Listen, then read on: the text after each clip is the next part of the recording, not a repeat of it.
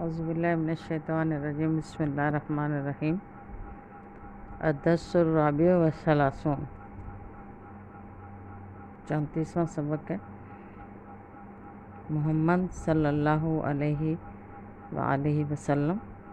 کما یراہ مفکرو الغرب المنصفون، یعنی محمد صلی اللہ علیہ وسلم کما یراہ جیسے کہ رائے ہے،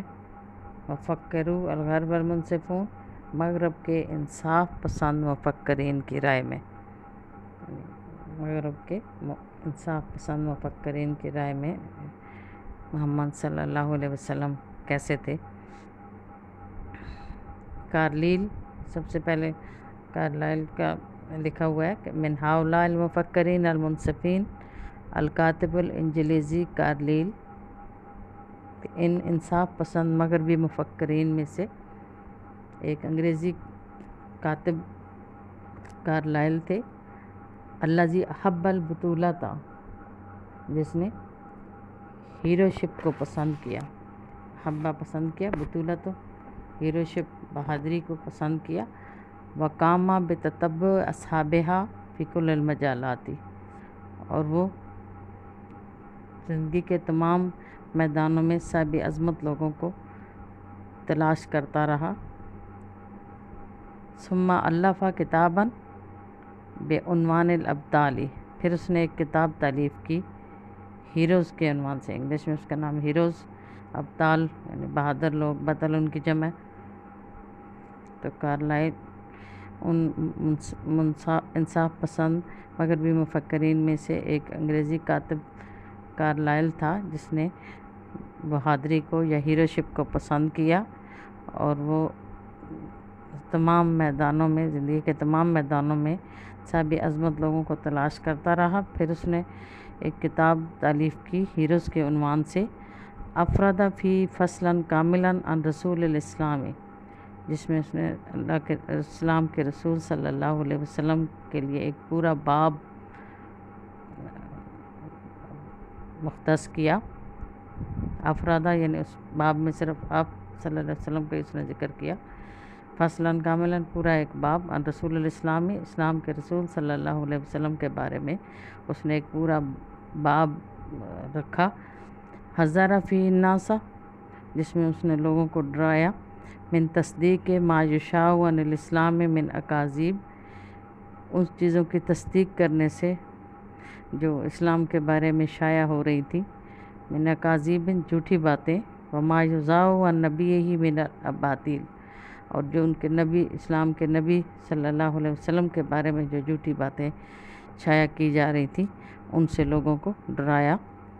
روکا، یعنی اس میں لوگوں کو ان چیزوں کی تصدیق کرنے سے روکا جن میں نبی صلی اللہ علیہ وسلم اور اسلام کے بارے میں جھوٹی باتیں شائع کی جا رہی تھی۔ ثم یتحدث عن رسول اللہ صلی اللہ علیہ وسلم، پھر وہ اللہ کے رسول صلی اللہ علیہ وسلم کے بارے میں بات چیت کرتا ہے، فیقول، اور کہتا ہے، لقد احببت محمدا لخلوب نفسه من الریا، لقد احببت، پس میں نے محبت کی، یعنی میں نے پسند کیا محمد صلی اللہ علیہ وسلم کو، لخلوب نفسه، ان کی ذات کے پاک ہونے کی وجہ سے، من الریا، دکھاوے سے، والنفاق، اور منافقت سے، یعنی جب وہ رسول صلی اللہ علیہ وسلم کے بارے میں بات کرتا ہے اپنی زبان میں، تو کہتا ہے کہ میں نے محمد صلی اللہ علیہ وسلم کو اس لیے پسند کیا کہ ان کی ذات دکھاوے اور منافقت سے پاک تھی، وبراءتها من التصنع والطمع وحب الدنیا، تصنع کہتے ہیں بناوٹ کو، والطمع لالچ، اور حب الدنیا، اور دنیا کی محبت سے پاک ہونے کی وجہ سے، یعنی میں نے اس لیے ان سے محبت کی کہ ان کی ذات جو تھی وہ دکھاوے اور منافقت سے پاک تھی، اور وہ بناوٹ، لالچ اور دنیا کی محبت سے بری تھے۔ لقد کان منفردا بنفس العظیمۃ، وہ اپنی عظیم ذات میں تنہا تھے، منفرد تھے، وخالق الکون والکائنات،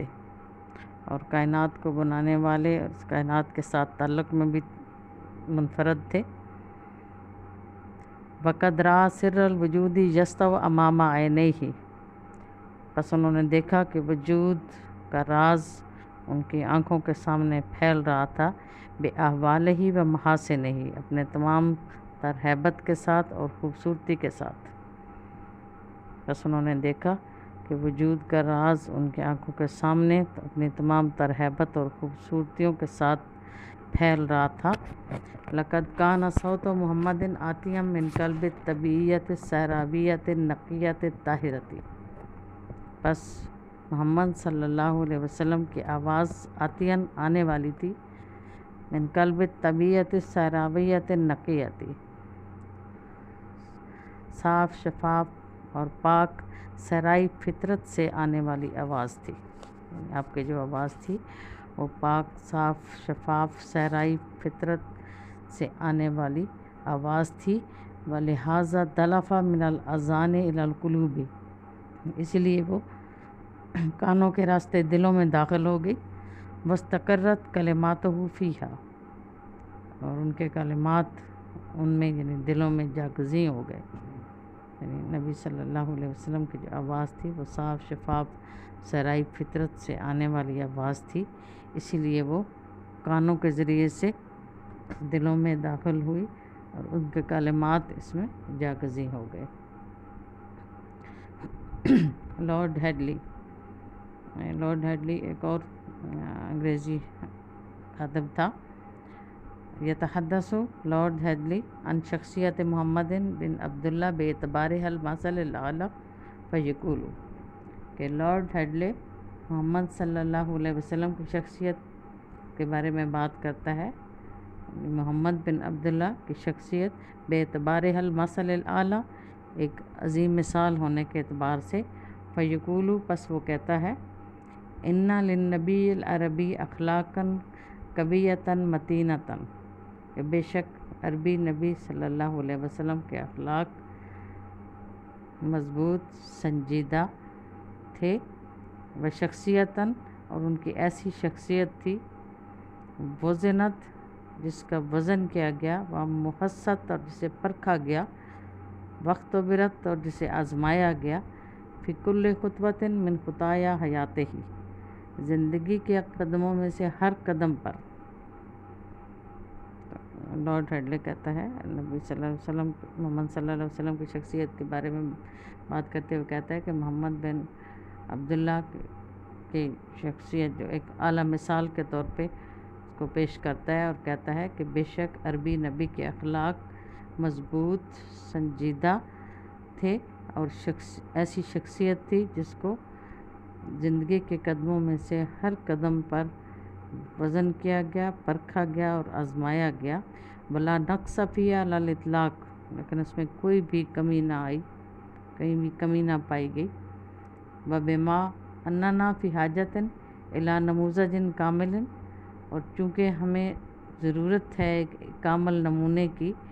یفیو بے احتیاجاتنا فی الحیات، جو زندگی میں ہماری ضرورت کو پورا کرے، فشخصیت محمد النبی المقدس تسد تلک الحاجۃ، بس محمد صلی اللہ علیہ وسلم کی شخصیت اس ضرورت کو پوری کرتی ہے۔ یعنی چونکہ ہم انسان ہیں تو انسان کو اپنی ضرورت کے لیے ایک کامل نمونے کی ضرورت ہوتی ہے جو کہ زندگی میں ہماری ضروریات کو پورا کرے، تو محمد صلی اللہ علیہ وسلم کی مقدس پاک شخصیت اس ضرورت کو پورا کرتی ہے۔ فاہیہ مراتن، پس یہ ایک آئینہ ہے، تاکہ سو علینا التقل الراکی، جو ہم پر منعکس کرتی ہے، یعنی آپ کی جو شخصیت ہے وہ گویا ایک آئینہ ہے جو ہم پر منعکس کرتی ہے، التقل الراکی، ترقی کرنے والا عقل، والسخا، اور سخاوت کو، والکرم، مہربانی کو، والشجاعت، اور بہادری کو، والاقدام، ثابت قدمی کو، والصبر، صبر کو، والحلم، بردباری کو، والوداعت، نرم دلی کو، والعفو، اور معاف کرنے کو، والتواضع، اور انکساری کو، والحیا، اور شرم و حیا کو، وکل الاخلاق الجوہریۃ التی، اور وہ تمام کے تمام سنہری اخلاق، التی تکون الانسانیت فی اسم صورہا، جو کہ انسانیت کو بلند ترین مقام عطا کرتے ہیں۔ و انا اور بے شک لنرا ذالکا فی شخصیت بے البان وضاعت، اور بے شک یہ ساری چیزیں ہم آپ صلی اللہ علیہ وسلم کی شخصیت میں واضح رنگ میں دیکھتے ہیں۔ تو اس طرح لارڈ ہیڈلے نے اپنے الفاظ میں نبی صلی اللہ علیہ وسلم کی تعریف کی۔ تو یہ ہم دیکھ رہے ہیں کہ تو غیر مسلم تھے، لیکن ان کی نظر میں جو ان کا ایک شخصیت کا جائزہ لیتے انہوں نے یہ کچھ لکھا، تو اسی سے اندازہ لگایا جا سکتا ہے کہ آپ صلی اللہ علیہ وسلم کی شخصیت کتنی عظیم تھی کہ جس میں غیر مسلم بھی کچھ کہے بغیر نہ رہ سکے۔ تو السلام علیکم ورحمۃ اللہ وبرکاتہ۔